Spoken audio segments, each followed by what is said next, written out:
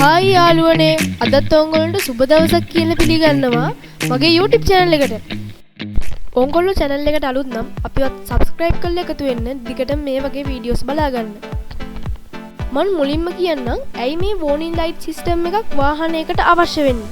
මේ warning light system එකක් වාහනයකට අවශ්‍ය වෙන්නේ වාහනේ අදාළ අවස්ථාවට ගැලපෙන තත්ත්වය පිළිබඳ රියදුරාට දැනුම් දෙන්න. මේ ඩෑෂ්බෝඩ් warning lights ගැන කතා කරනකොට ගොඩක් ඉන්ඩිකේටර්ස් තියෙනවා කතා කරන්න. මම මේ වගේ අපිට බහුලම භාවිතා වෙන ඉන්ඩිකේටර්ස් වගේක් ගැන තමයි කතා කරන්න යන්නේ. මේ warning lights දිහා බලනකොට ඕගොල්ලන්ට පේනවා ඇති රතු පාටින් හා කහ පාටින් ඉන්ඩිකේට් වන warning lights තියෙනවා. අපි මේ ඉන්ඩිකේට් වන warning lights වලින් වැඩිපුරම අවධානය දෙන්න ඕනේ රතු පාටින් ඉන්ඩිකේට් වන ඒවට. මේ රතු පාටින් තියෙන ඉන්ඩිකේටර්ස් ඔන් වෙන්නේ මේ මොහොතේ vehicle condition එක පදනම් කරගෙනයි. එතකොට මේ කහ පාටින් තියෙන ඉන්ඩිකේටර්ස් ඔන් වුණාම අපි රතු පාට ඒවට තරම් අවධානයක් එකට යොමු කරන්න ඕනේ නැහැ.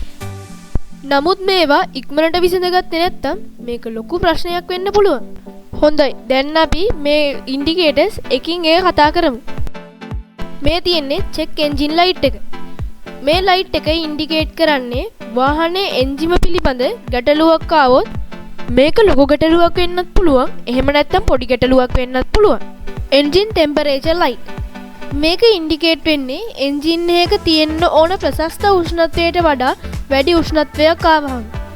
බැටරි වෝනින් ලයිට් මේක ඉන්ඩිකේට් වෙන්නේ සාමාන්‍යයෙන් චාර්ජින් සිස්ටම් එකේ ප්‍රශ්නයක් වුණාම. මෙතනදී අපිට බලන්න පුළුවන් බැටරි වෝල්ටේජ් එක චෙක් කරන්න. ඒ වගේම ඕල්ටර්නේටර් එකේ බෙල්ට් එක බුරුල් වුණාමත් හරියට charge වෙන්නේ නැති වෙනවා. තව අපිට ටර්මිනල් බුරුල් වෙලාද කියලා බලන්නත් පුළුවන්.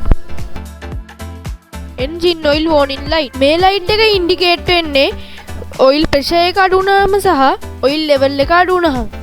tire pressure light මේකෙන් අපිට පෙන්වන්නේ අපේ ටයර් වල වායු පීඩනය අඩු වෙලා කියලා.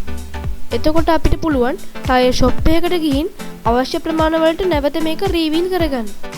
බ්‍රේක් සිස්ටම් warning light මේක අපිට ඉන්ඩිකේට් වෙන්නේ පාකින් බ්‍රේක් වල ප්‍රශ්නයක් වුණාම සහ බ්‍රේක් ඔයිල් ලෙවල් එක අඩු වුණාම. ඇන්ටි ලොකින් බ්‍රේක් සිස්ටම් මේකට ෂෝට් ෆෝම් එකෙන් කියන්නේ ABS කියලා. ඇන්ටි ලොකින් බ්‍රේකින් සිස්ටම් එකේ ප්‍රශ්නයක් ආපුවම තමයි මේක ඉන්ඩිකේට් කරන්නේ. Diesel glow plugs active light මේක ඉන්ඩිකේට් කරන්නේ ඩීසල් වාහනවල.